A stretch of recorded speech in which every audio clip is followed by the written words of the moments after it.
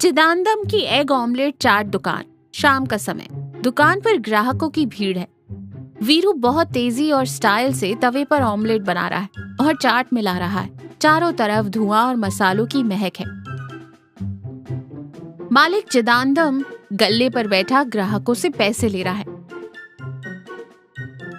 ग्राहक चाट खाते हुए कहता है, वाह चिदानंदम जी, आपकी दुकान की चाट का स्वाद ही अलग है। वीरू के हाथों में तो जादू है, ऑमलेट मुंह में जाते ही घुल जाता है। चिदानंदम गर्व से हंसते हुए कहता है, वीरू के हाथों में नहीं बाबू, मैं जो मसाला इस्तेमाल करता हूँ जादू उसमें है। ये सब मेरा सीक्रेट फॉर्मूला है। चलो चलो पहले पैसे निकालो। वीरू ये सुनकर हल्का सा मुस्कुराता है और फिर अपने काम में लग जाता है। तभी दुकान का मालिक चिदानंदम तेज आवाज में कहता है, अरे ओ वीरू, उस तीसरे टेबल वालों को 2 ऑमलेट और दे, भीड़ ज्यादा है, थोड़ा हाथ जल्दी चला। वीरू फुर्ती से कहता है, जी अभी लाया मालिक। दुकान अभी खुली नहीं है। वीरू एक बड़े बर्तन में प्याज और हरी मिर्च काट रहा है। तभी मालिक चिदानंदम वहाँ आता है। वीरू चाकू किनारे रखकर थोड़ा डरते हुए पास आता है। मालिक हिसाब की किताब देखते हुए कहता है, क्या है रे, अंडे कम पड़ गए क्या? वो नहीं मालिक, कल मैं काम पर नहीं आ पाऊंगा, मुझे एक दिन की छुट्टी चाहिए थी। मालिक गुस्से से किताब बंद करते हुए कहते हैं, अभी छुट्टी? दिमाग खराब है तेरा? तू मेरी दुकान का इकलौता रसोइया है। तू छुट्टी करेगा तो ऑमलेट कौन बनाएगा, चाट कौन बनाएगा? इतनी भीड़ के सीजन में तेरा छुट्टी मांगना बिल्कुल ठीक नहीं है। कोई छुट्टी नहीं मिलेगी, चुपचाप जा और प्याज काट। आमतौर पर छुट्टी न मिलने पर लोग उदास होते हैं, लेकिन वीरू के चेहरे पर एक अजीब सी राहत नजर आती है। वो बिना कुछ कहे चुपचाप जाकर प्याज काटने लगता है।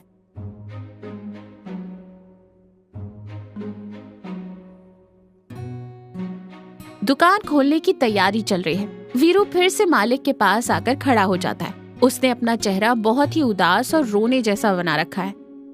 वो कहता है, मालिक मेरी एक छोटी सी विनती है। मालिक झुंझलाते हुए कहता है, क्या है बे, सुबह सुबह ऐसा मनहूस मुंह क्यों बनाया है? आज तो मुझे शाम को पक्का छुट्टी चाहिए मालिक, मेहरबानी करके दे दीजिए। मालिक कड़क आवाज में कहता है, अरे परसों ही तो तुझे समझाया था, दुकान में चाट बनाने वाला तू अकेला है और बात बात पर छुट्टी मांग रहा है। ग्राहकों के आने के वक्त तू नहीं रहेगा तो मुझे दुकान बंद करनी पड़ेगी। मैं छुट्टी नहीं दूंगा, मतलब नहीं दूंगा। ये सब पास ही सब्जियां जमा रही चिदानंदम की पत्नी सरस्वती देख रही होती है।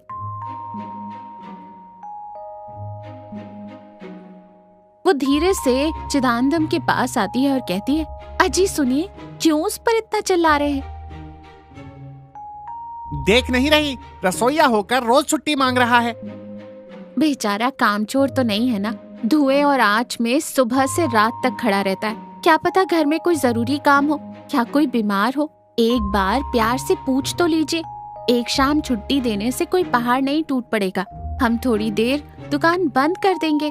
ये सुनकर चिदानंदम थोड़ी देर सोचता है। उसे सरस्वती की बात सही लगती है। दुकान में कोई ग्राहक नहीं है। चिदानंदम और सरस्वती बैठे हैं। मालिक वीरू को बुलाता है और शांत स्वर में कहता है, वीरू इधर आ। वीरू डरते हुए, जी मालिक। मेरी पत्नी कह रही है तू काम अच्छा करता है, जा आज शाम की छुट्टी दे दी तुझे, कल सुबह आ जाना। छुट्टी मिलने पर खुश होने के बजाय वीरू का चेहरा एकदम उतर जाता है। वो बहुत घबरा जाता है। हकलाते हुए वो कहता है, नहीं रहने दीजिए मालिक, मैं काम पर आऊंगा, मुझे छुट्टी नहीं चाहिए। आप ही ने तो कहा था कि मेरे बिना दुकान बंद करनी पड़ेगी, मुझे वो पाप नहीं चाहिए मालिक। चिदानंदम हैरानी से कहता है, अरे पागल हो गया है क्या तू? सुबह तो तू ही गिड़गिड़ा रहा था छुट्टी के लिए, अब मैं दे रहा हूँ तो तू मना कर रहा है। सरस्वती भी ये देखकर हैरान रह जाती है। चिदानंदम घूरते हुए कहता है, वीरू मुझे दाल में कुछ काला लग रहा है, सच सच बता, क्या तुझे सच में छुट्टी चाहिए या मैं नहीं कह दूं बस इसलिए तू मेरे पास आकर छुट्टी मांगने का नाटक कर रहा है? वीरू सिर झुका लेता है। उसकी आंखों में आंसू आ जाते हैं। फिर वो धीमी आवाज में कहता है, मालिक मुझे माफ कर दीजिए, सच कहूँ तो मैं यही चाहता था कि आप मुझे छुट्टी ना दें। सरस्वती आश्चर्य से कहती है, ये क्या कह रहा है तू? पूरी बात बता, क्या हुआ?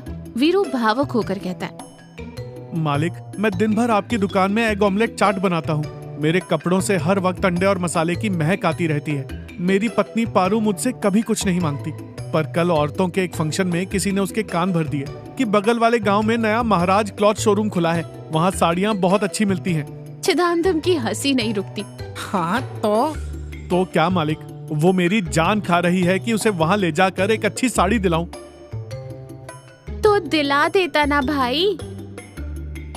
वहाँ जाने का बस का किराया और उस शोरूम में सबसे सस्ती साड़ी भी 1000 रुपए से ऊपर की है माँ जी। मेरी इतनी हैसियत नहीं है और मैं अपनी पत्नी के मुंह पर मेरे पास पैसे नहीं है मैं नहीं ले जाऊंगा ये भी नहीं कह सकता। वो बेचारी वैसे भी कभी कुछ नहीं मांगती। चिदानंदम समझते हुए ध्यान से सुन रहा है। इसलिए मैंने प्लान बनाया और परसों आपसे छुट्टी मांगी। जैसे ही आपने कहा छुट्टी नहीं मिलेगी, मैं सीधा घर गया और उससे बोला, देख पारू, मालिक बहुत गुस्से वाले हैं, उन्होंने छुट्टी नहीं दी, मुझे काम पर जाना ही होगा। पर आज उसने फिर से जिद की कि आज तो पक्का चलेंगे, इसलिए मैं फिर से आपके पास छुट्टी मांगने आ गया कि आप मना कर दें और मैं फिर से आपका नाम लेकर बच जाऊं। पर आपने तो आज मुझे छुट्टी दे दी। फिर वो रोने वाले मुंह से कहता है, मेरी जेब में सिर्फ 100 रुपए हैं, अब मैं उसे साड़ी कैसे दिलाऊंगा मालिक। पूरी सच्चाई जानकर मालिक और उसकी पत्नी सरस्वती एक दूसरे की तरफ देखकर जोर से हंस पड़ते हैं। अरे ओ बेवकूफ, पत्नी को साड़ी दिलाने का प्यार तो मन में पूरा है पर जेब खाली है, और इस चक्कर में तूने मुझ बेचारे मालिक को बीच में बलि का बकरा बना दिया। सरस्वती भी हंसते हुए और तरस खाते हुए कहती है, अरे बेचारे को ऐसे मत चिढ़ाइए, उसकी भी अपनी मजबूरी है। चिदानंदम मुस्कुराकर वीरू के कंधे पर हाथ रखकर कहता है, अरे वीरू, अगर तूने मुझे पहले ही ये सच बता दिया होता तो बात ही खत्म हो जाती ना। बेवजह झूठ बोलने से अच्छा है अपनों से सच बोल देना, कोई ना कोई रास्ता निकल ही आता है।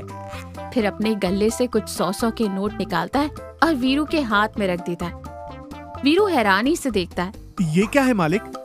ये मेरी तरफ से तेरी तनख्वाह का एडवांस है रे, इसे पकड़ और शाम को अपनी पत्नी को उस महाराजा क्लॉथ शोरूम में ले जा, उसे उसकी पसंद की बढ़िया साड़ी दिला।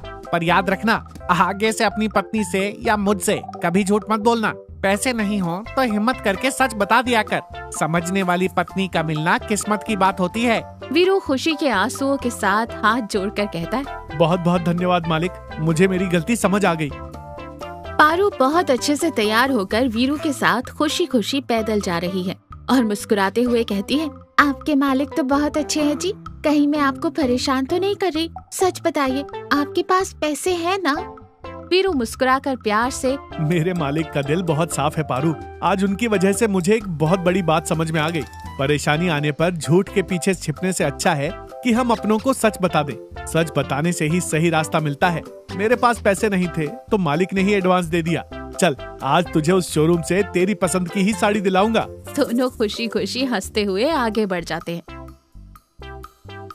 तो देखा, समस्या को छिपाना या झूठ बोलने के बजाय अगर आप अपनों से सच कह दें तो उसका सही और सुंदर समाधान मिल ही जाता है।